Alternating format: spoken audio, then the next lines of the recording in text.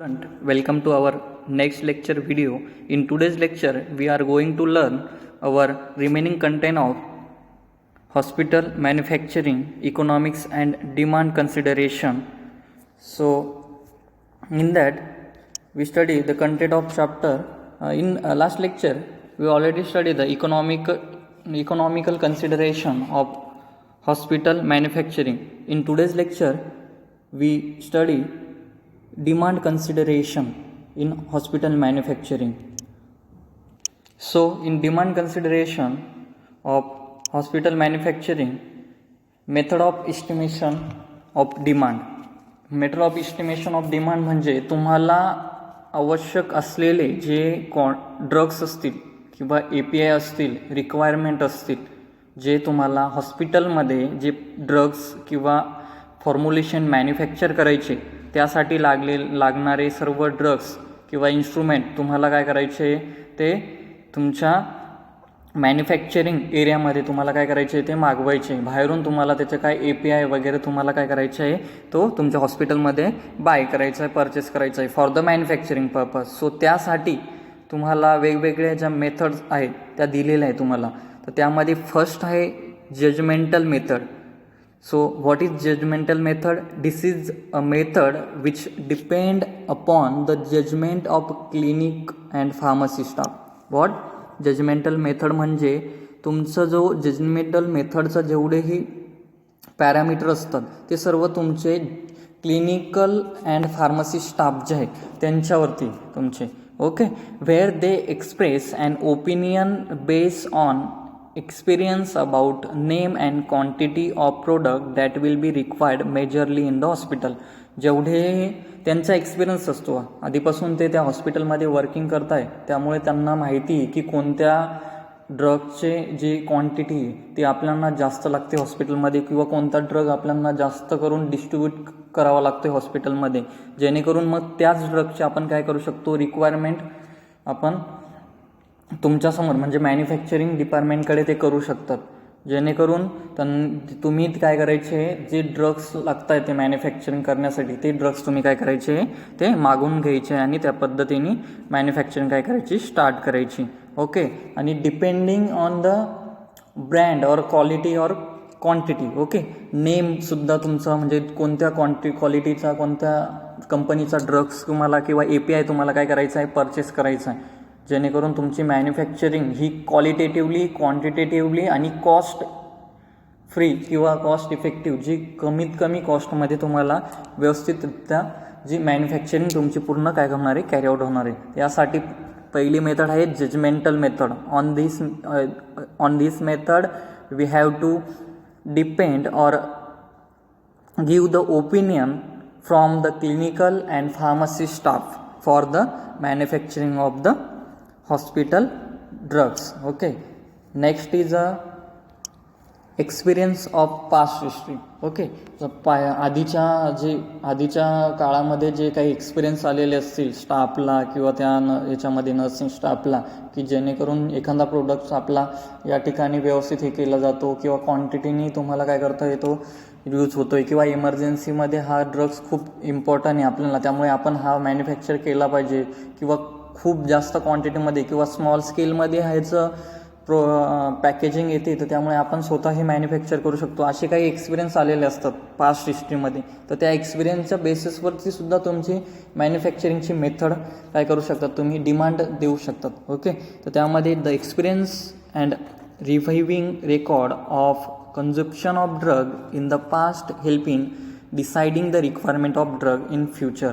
Okay तुमचे आधीचे experience past experience हे तुमचे नेक्स्ट फ्युचरमध्ये जे ड्रग्स तुम्हाला काय करायचे मॅन्युफॅक्चर करायचे किंवा रिक्वायर्ड होत आहेत ते तर त्यासाठी तुम्हाला खूप गरजेचे ते तुमचे पास्ट हिस्ट्री जे आहेत ते तुमच्या खूप गरजेचे जेणेकरून तुम्ही ते इम्प्रूव्हमेंट करू शकतात किंवा तुम्ही ते डिमांड टाकू शकतात मॅन्युफॅक्चरिंग डिपार्टमेंटकडे. The fast consumption pattern of hospital is extended to the future by constructing a time service and extrapolating it. Okay so आधीचे जे मेथड्स असतील त्या थोड्या जुन्या असतील जेणेकरून तुमचे काही टाईम कन्झ्युमिंग असतील किंवा काही प्रॉपर त्याच्यामध्ये क्वालिटी किंवा क्वांटिटी व्यवस्थित ऑब्टेन होत नसेल तुमच्याकडनं.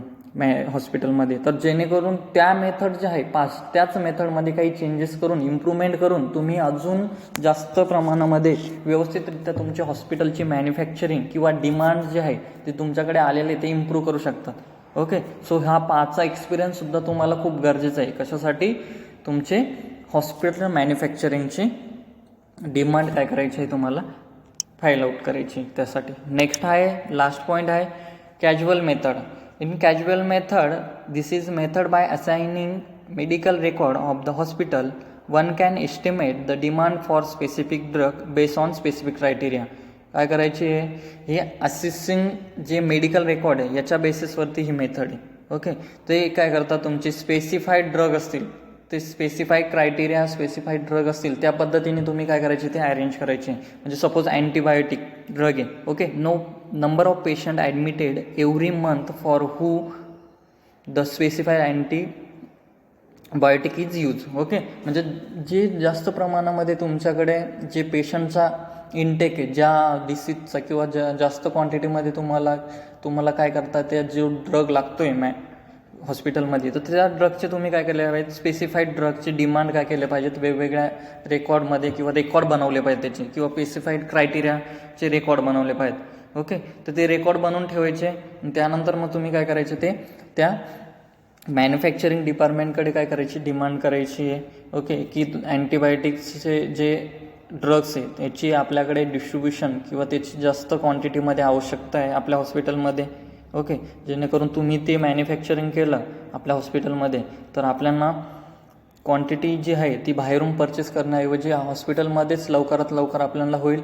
आणि काही जर सर्व्हिसचा काही प्रॉब्लेम येत असेल, ओके मी आधी सांगितलं सर्व्हिसचा काही प्रॉब्लेम येत असेल तर तो प्रॉब्लेमसुद्धा आपला काय होईल त्या ठिकाणी स्टॉप होईल. म्हणजे जेणेकरून आपल्याच हॉस्पिटलमध्ये ती मॅन्युफॅक्चरिंग होईल आणि लगेच आपण काय करू शकतो ती त्या ठिकाणी डिस्ट्रीब्यूट किंवा त्या पेशंटला काय करू शकतो आपण ॲडमिनिस्टर करू शकतो. ओके, नेक्स्ट आहे insulin.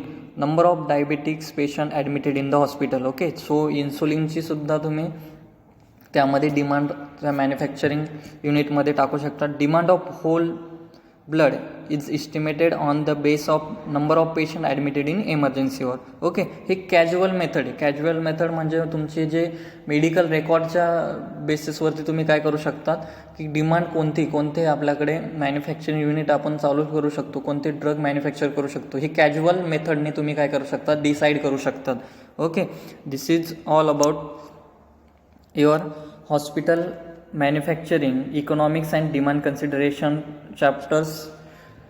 So basically there are two questions which are important in this chapter. That is, first is a write note on economic consideration and discuss 4 important factor governing make or buy decision. Okay, this is the most important question basically asked into the university exam. And next is the explain method of demand. Okay, or explain the estimation of demand or method of estimation of demand. There are 2 questions which are most important in this chapter. So the chapter of manufacturing of hospital economics and demand consideration is over. So thank you.